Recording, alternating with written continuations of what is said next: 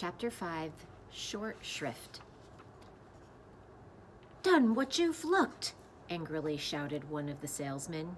He meant to say, "Look what you've done," but the words had gotten so hopelessly mixed up that no one could make any sense at all.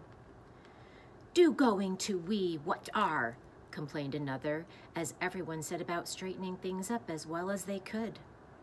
For several minutes no one spoke an understandable sentence, which added greatly to the confusion.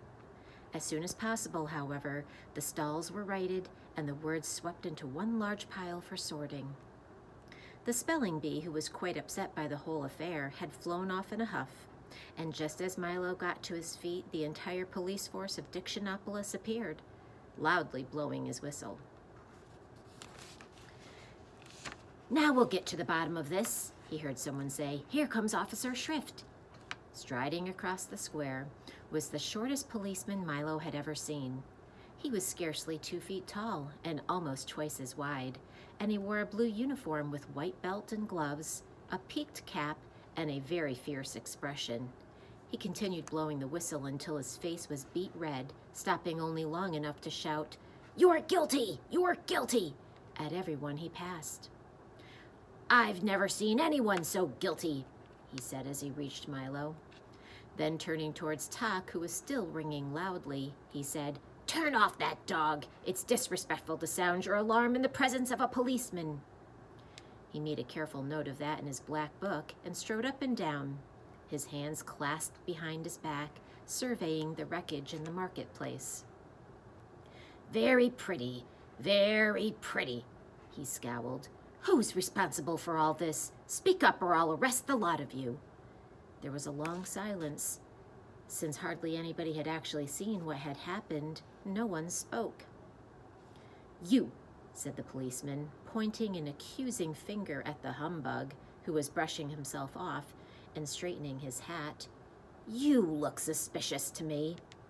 The startled humbug dropped his cane and nervously replied, "Let me assure you, sir, on my honor as a gentleman, that I was merely an innocent bystander, minding my own business, enjoying the stimulating sights and sounds of the world of commerce when this young lad—" "Aha!"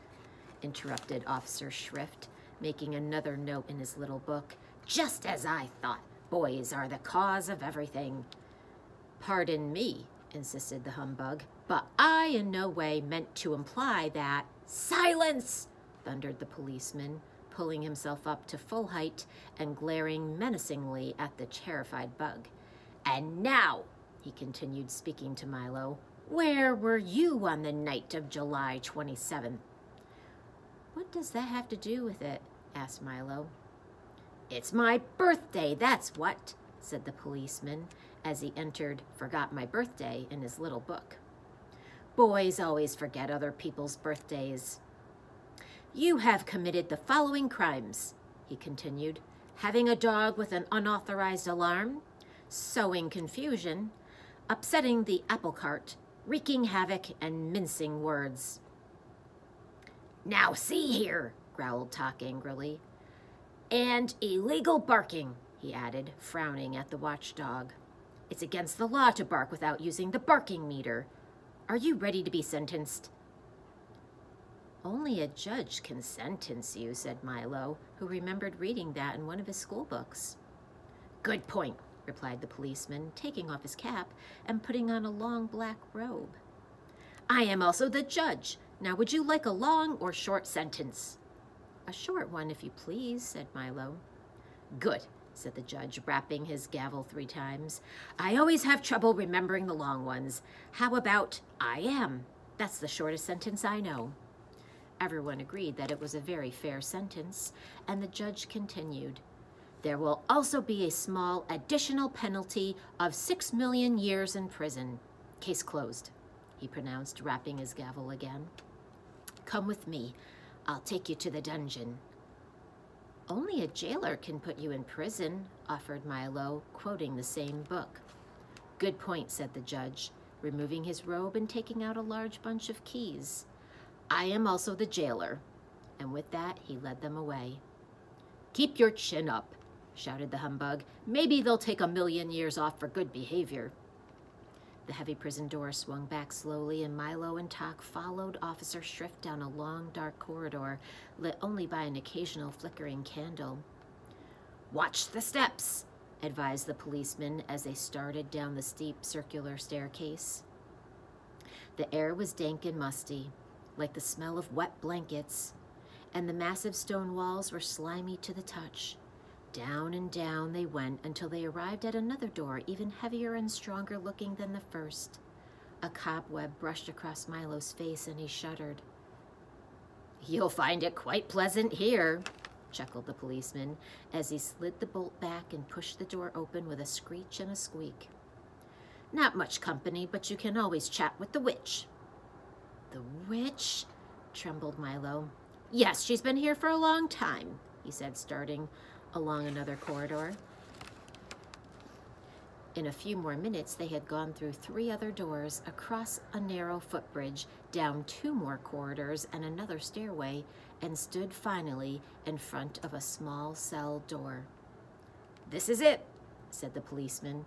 "All the comforts of home." The door opened and then shut, and Milo and Tok found themselves in a high vaulted cell with 2 tiny windows halfway up on the wall. "See you in 6 million years," said Officer Shrift, and the sound of his footsteps grew fainter and fainter until it wasn't heard at all. "It looks serious, doesn't it, Tok?" said Milo very sadly.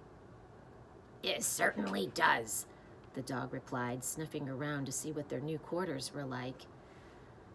"I don't know what we're going to do for all that time. We don't even have a checker set or a box of crayons." "Don't worry," growled Tok, raising one paw assuringly.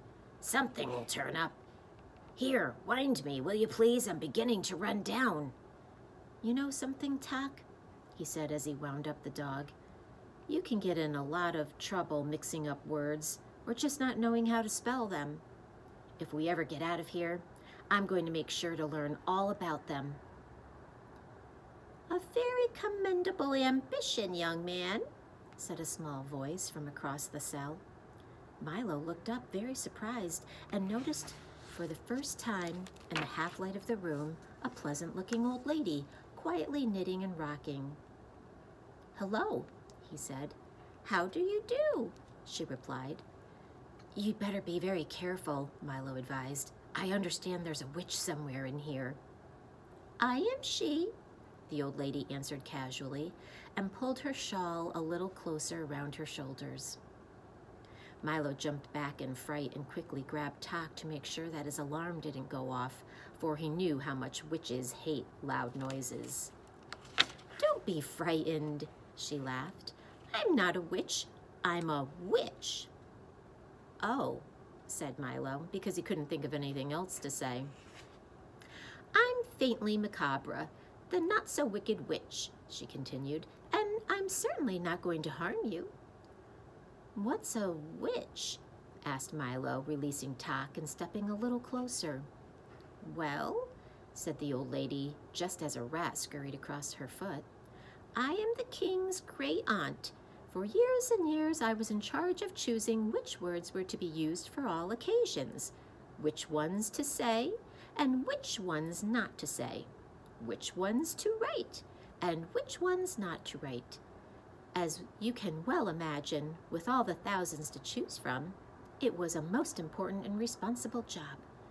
I was given the title of official witch, which made me very proud and happy.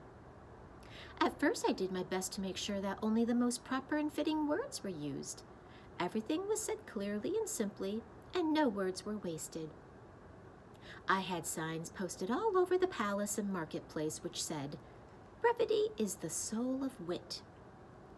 But power corrupts, and soon I grew miserly and chose fewer and fewer words, trying to keep as many as possible for myself. I had new signs posted which said, 'An all-chosen word is the fool's messenger.' Soon sales began to fall off in the market. The people were afraid to buy as many words as before, and hard times came to the kingdom. But still I grew more and more miserly. Soon there were so few words chosen that hardly anything could be said, and even casual conversation became difficult. Again, I had new signs posted which said, "Speak fitly or be silent wisely." And finally, I had even these replaced by ones which read simply, "Silence is golden." All talk stopped. No words were sold. The marketplace closed down, and the people grew poor and disconsolate.